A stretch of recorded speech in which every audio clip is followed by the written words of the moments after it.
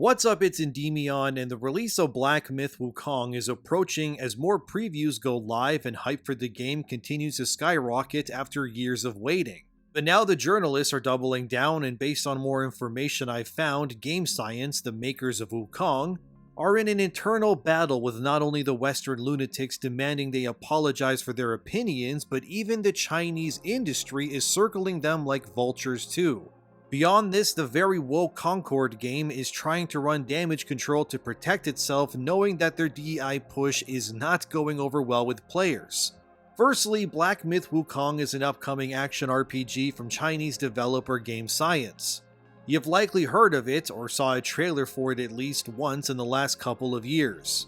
You play the Monkey King on his quest to defeat the Yao Guai, and according to most previews that I've been reading, the game is apparently very fluid and has tons of varieties to the way players can interact with the enemies within the game. In case you don't know, the Monkey King in mythology is able to transform into many different creatures. And this feature is predominantly on display within Wukong. As you defeat certain enemies, you can then turn into them and utilize their movesets to fight other enemies. This includes boss monsters, by the way. Which I personally find really cool, that you could beat a gigantic wolf monster, then actually turn into them and use those big ass claws to cut other monsters down. Makes me excited to see what other forms you'll be able to utilize in the game. I think this is a really cool feature. It reminds me of this old PS1 game called Threads of Fate, if you ever heard of it. Anyways, one of the newer previews for Wukong comes from Eurogamer, which is titled, Black Myth Wukong is a brilliant boss rush, but is it a Souls-like? This was published on June 25th. Apparently, Wukong is actually more of a straight-up action RPG with more linear progression and exploration than something akin to, say, Elden Ring or Dark Souls. The developers have confirmed, however, that the game will feature a mostly linear story-driven path for the player to pursue. But there will be levels that will open up a lot more than others. This makes me believe that Wukong's world will be more like how Team Ninja's Nioh games are if you've ever played them, where you likely select an area from an overworld map and then each area is basically its own level with a beginning and end point, instead of being a truly interconnected world like something similar to Dark Souls, which I honestly don't mind because I love Nioh. Seriously, if you've never played Nioh, give it a try. Those games are amazing. Some of the best gameplay I've ever enjoyed in a video game ever. Anyways, the majority of this Eurogamer preview is pretty standard, detailing how enemies are tough but nowhere near as hard as, say, Elden Ring. And that some spells, like being able to freeze an enemy in place, to be ridiculously overpowered. This one paragraph here pretty much sums up what we really need to know. The game's Chinese developer Game Science, though, doesn't consider it a Souls-like, instead preferring the more generic term action RPG. In this game, you can see there are a lot of spells and transformations, a spokesperson said, adding combat is varied for players to create their own combos and to find their own style. This is a level of freedom we want to give to our players. Personally, I think this all sounds great. Sign me up, fellas. I'm ready to beat weird animals with my monkey stick. I'm all in on this game. The entire preview was good, except I was waiting for Eurogamer to mention the sexism claims at some point, and sadly, I was not disappointed. Near the end of the article, it states much of this praise has been overshadowed by reports of misogyny at Game Science. Following social posts from the studio's CEO and other developers, it's something Eurogamer has reported on along with IGN and other sites. But at this preview, Game Science was unable to answer my questions on this topic. Rest assured, I have followed up and will report once we have a response. So the journalists are clearly not giving up on the whole Game Science's anti-woman narrative. And I was able to find more information in regards to this and how even within China itself, Game Science and other developers that I'll show are being labeled sexist by China's growing feminist movement. This brings me to this article which details all of this much further from GameDeveloper.com, titled, Black Myth Wukong devs accused of enabling sexist culture. According to this article, there are claims that Game Science has gone above and beyond to completely eliminate the feminist movement within their studio. According to GameDeveloper.com, several job postings were found from Game Science's website that allegedly featured sexually suggestive images within. Of course, when I looked further into these claims, there was no actual evidence that proved that this was the case. So we are apparently supposed to accept this accusation as truth without any evidence, which if you know this channel, I really like showing receipts and documents. because I use them to strengthen whether these narratives are true or not. And since I cannot find the actual transcripts or pages regarding this, it definitely makes the claim that IGN, Eurogamer, and Game Developer are pushing here to seem more bogus than anything else, and seems more like a deliberate move by these websites in order to push a narrative. As for why, I would guess it's because, like most Western journalism websites, they are all politically and ideologically identical. It also doesn't help that IGN's parent company also bought up like half of the game's journalism websites recently, which would only make the echo chamber and right-think bubble increase to more websites pushing and thinking the exact same way. GameDeveloper.com also suggests that studio co-founder Yang Kui once made a post on the social media site Weibo about games that are separately made for men and women due to biological conditions. Of course, as for actual proof of this Yang Kui individual saying this, there is none, and we're just supposed to take it as gospel because this website and IGN said so. Although it's likely that Yang Kui's words were taken out of context and he more likely meant games can be made to fit the standards of either women or men depending on what the game is. A good example is that a game like The Sims has a very large female player base. It's either because women like to imagine and roleplay fake marriage scenarios in the game, or they like to play God by putting babies in pools and then removing the ladder. I don't know. Also, maybe it's just me, but does anyone else notice women love being evil in video games? Almost every woman I've spoken to when it comes to video games, if the option to be evil is available, they almost always pick it. No idea what that really means ultimately, but it's wild how common that is. Anyway, like I was saying, this Yang Kui guy likely meant that games can be made for either gender, and I agree. Most guys don't want to play The Sims. Obviously, some still do. I'm not saying they don't, but the percentage is likely not as high as women. The same can be said about highly competitive shooters or games with heavy action. They are most likely predominantly bought and supported by male demographics. Of course, women too enjoy stuff like Elden Ring, but let's not play stupid here. The audience is predominantly male, and there's nothing wrong with that.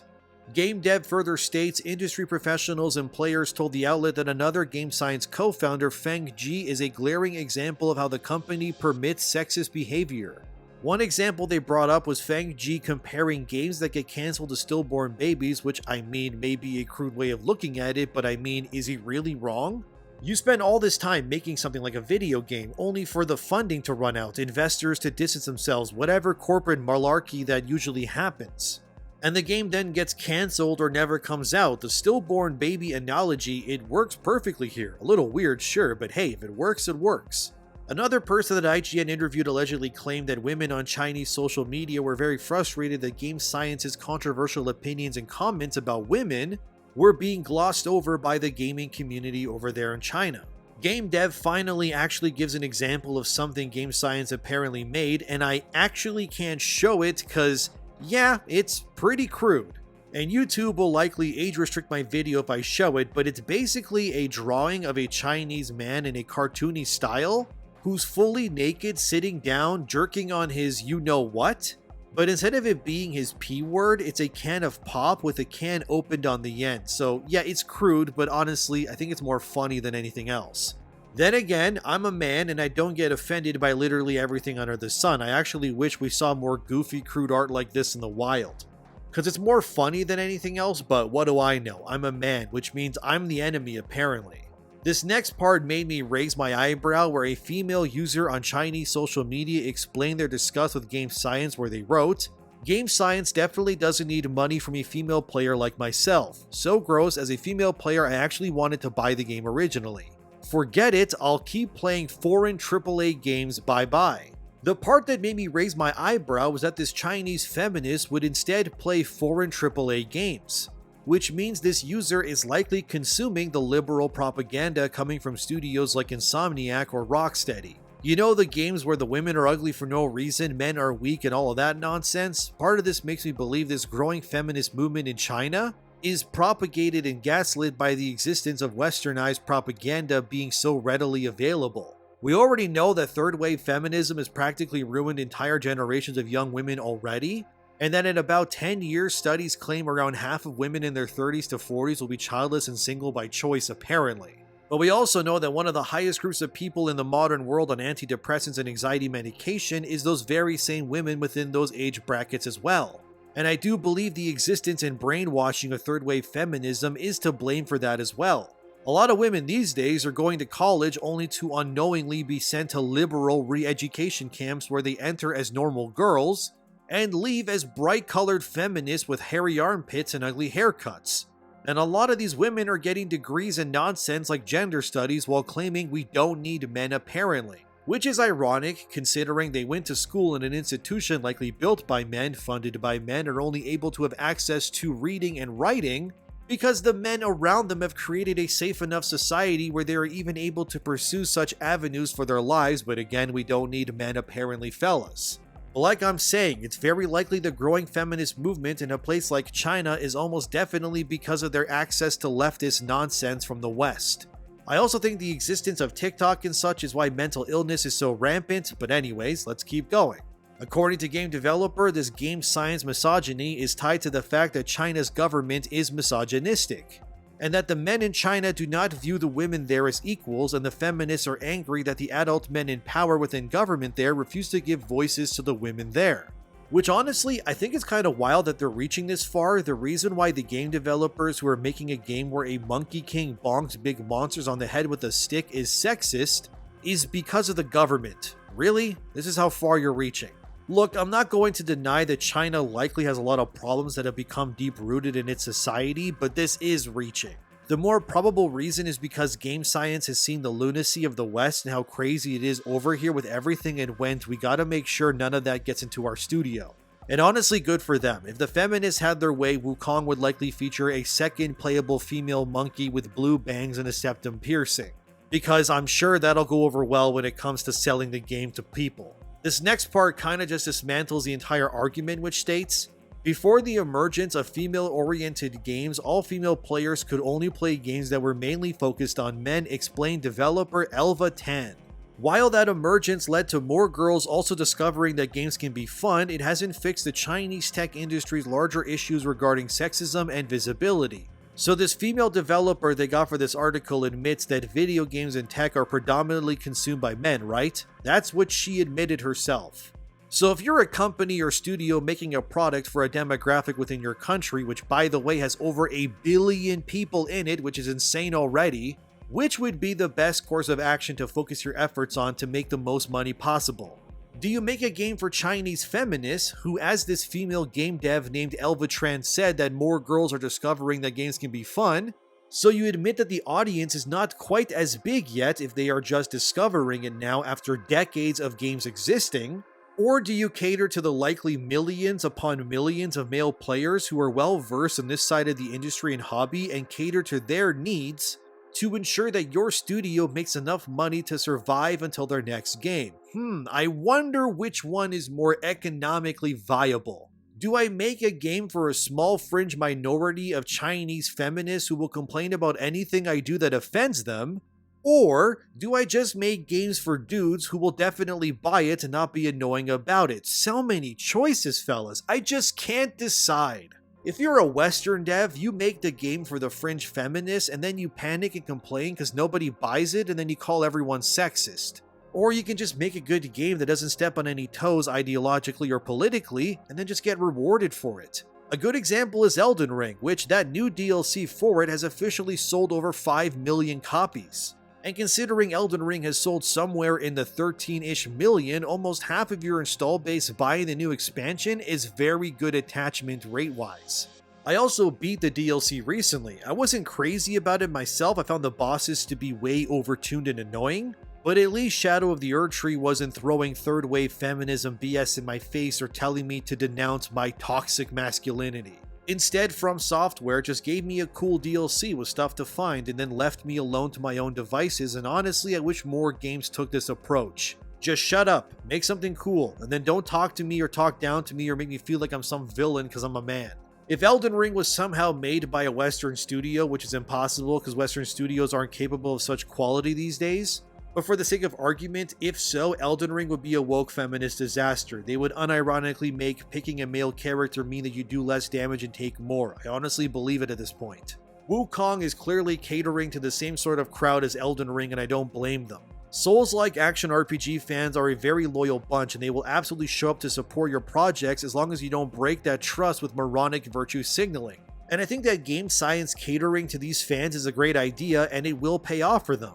If Game Science wants to close down, I guess they could make Wukong be an allegory for finding your feminine side. Or introduce a female monkey queen who is the bestest ever, but I think Game Science likes money, so they won't do that. One game studio that gets called out in this article is Duo Games, which I probably mispronounced, my bad. Anyways, they made a game recently called Gunfire Reborn. Apparently they were treated to an internal investigation after several sexist remarks were claimed against the dev studio. According to the investigation, Gunfire Reborn's devs fired 11 women from the studio, citing they didn't want any more feminists at the studio. Which, first off, that's based, but secondly, if the women were hired originally, this means they weren't openly woke feminists to begin with. And clearly over time they eventually became more open about their feminism and wants as more women were hired. And likely started to notice that the studio was starting to form a pro-feminist group of some kind within it, and then the higher-ups took action and then they got rid of it. Was that wrong of Duo Games to do? Maybe, but if the people in general can be fired for their beliefs already if you portray, for example, conservative ideals in Western gaming, then you can see the same way in China when it comes to feminism. And if Duo Games is privately owned or something, technically they can legally get rid of anybody they want. And who knows, right? Were these 11 feminist employees claiming sexism left and right constantly? Were they causing trouble for everyone else, which halted development because of their demands? You have to realize that while yes, women have rights, we also need to admit that sometimes women too can harass people as well. And without knowing the whole picture here, besides that they were fired, it doesn't give us much. Were they refusing to work unless demands were met? How long did they work there for? Were they unionized? Well, that last one probably not. The point here is that too many people in general are becoming activist-brained when they need to be more professionally brained instead.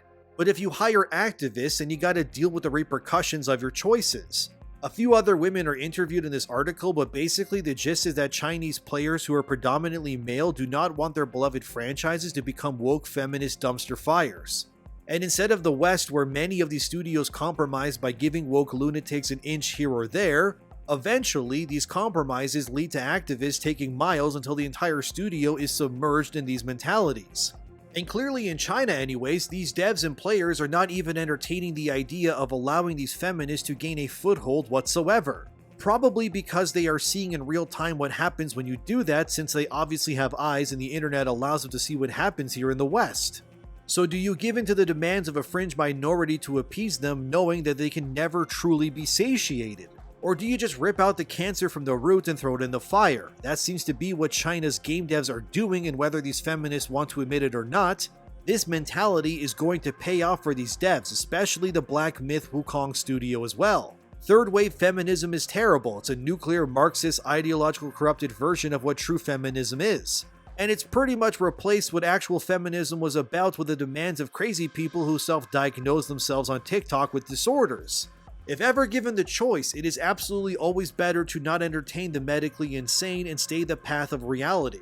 Or you too will find yourself dancing with clown shoes on, trying to appease the wants and needs of individuals who don't even know how to accept themselves. And speaking of appeasing weirdos, we now have Concord, the new PlayStation first-person hero shooter game that got a very lukewarm reception when it was revealed. The game looks like a DEI mess. They even have pronouns of characters listed in the select screen when you play. Concord looks and presents itself like, what if a Chinese hero shooter live service game was made through the eyes of Western game developers? That's pretty much what this all feels like to me. This comes from that Park Place. Concord developer addresses massive backlash to game after it was revealed it pushes pronoun nonsense and features DEI character designs. Concord's devs recently interviewed by places like GameSpot and Video Games Chronicle. Even a dev behind the game reposted the article stating, "Don't sleep on us," which sounds more desperate than anything else, to be real with you. Here's what one of those interviews surrounding Concord said. It's a few people talking, so I'll just say it's Concord's devs speaking in general here, and I quote, "Every character brings their own unique personality, skills, and wide-ranging perspectives to the crew. Every week when you log into Concord, you will be welcomed with a new cinematic vignette that will give you a chance to see our characters off the job. They will feature ongoing narrative arcs that grow the characters' stories and relationships and unpack the broader Concord galaxy. Also, that trailer, that moment, is such a tiny slice of everything we've been working on for years and years. We're excited for the game and for the IP and for the game to be in people's hands, the IP to be in people's minds. I'm personally very excited for the IP for folks to delve into the Galactic Guide if that is something they choose to do, for these vignettes to come out on a weekly basis. You'll start to fall in love with the depth of the characters. That's something that you learn week by week. Their personalities will unfold, their relationships will unfold for you, their backstories. None of that is something that you can get in a tiny slice of it, but that's a start. There's something there. So I'm glad folks watched it, I'm glad they participated, and I can't wait for them to see more, to see everything that is there, end quote. This all sounds well and good until you look at character designs, which all range from ugly to disgusting. Seriously, they showed a new character called Da, whose pronouns are he, him. And he looks like a gender-ambiguous overweight tracer with those big-ass goggles. Look, I would be more accepting of Concord if the character designs didn't look like actual dog water. Pretty much most of the cast, they just look awful. And Concord looks like a game that was made for that small fringe minority of feminist players out there who will not be able to support this game in the long run because there's simply not enough of them. And that's really what I see when I look at Concord. It's just a Guardians of the Galaxy ripoff with absolutely terrible character designs. And when these devs say that you'll fall in love with these characters as your drip-fed story cutscenes over weeks akin to something like Destiny 2 storytelling, I have to ask if the game will even still exist long enough before all those pre-rendered cutscenes play out fully. Will there even be an audience left to enjoy those cutscenes? I'm worried about this because apparently this game is funded by PlayStation. And honestly, I don't know what the hell Sony's higher-ups were smoking when they greenlit this. This looks like, what if Overwatch had no interesting character designs and we instead filled the playable roster with ugly DI characters instead? Like, Overwatch pushes ideological stuff, I know, but at least the designs for the most part are still somewhat nice to look at. I look at something like Da, and I think to myself like, who the hell is this character for, dude? I thought Da was a fat Indian lesbian woman until I saw the he-him on the right there. This is just a terrible design. Whoever made this and okayed it, you should be forced to film yourselves and explain why you thought this was a good idea. Also, I just noticed as I was making this, are those treadmills in the background of Da's character select screen? Dude, this Da fella is not using those treadmills. This is a fat guy wearing a mental patient asylum onesie with a Walmart puffer jacket over top with dishwashing soap gloves and a reject tracer visor. I already hate Da with all my being. What the hell is even Concord going for, dude? And there's going to be paid cosmetics too. Is there a paid cosmetic where Da doesn't look like a fat gender-ambiguous version of Symmetra from Overwatch? If this preview was meant to win me over to play Concord, it just made me want to play it even less. There will be a free beta apparently soon, so I will check that out only because it's free. But man, they gotta convince people hard to actually want to buy this slop. Maybe the Chinese feminists over there who got fired from Gunfire Reborn or Wukong are working on this game based on these designs. I would not be surprised. But this is where we're at right now. You either bend the knee or end up with slop like Concord, or you reject it and make stuff people actually want to buy like Wukong or Elden Ring. If any one image could summarize this, it would be which way, Western man, and I know which way I'm going personally. As always, let me know what you think. Thank you for watching and have a great day. Like, subscribe, share, all of that stuff thanks to my patrons, and I swear to God, the more I look at Da, the more angry I get. What the hell is that design, dude? Okay, I'm done. I'll see you in the next one.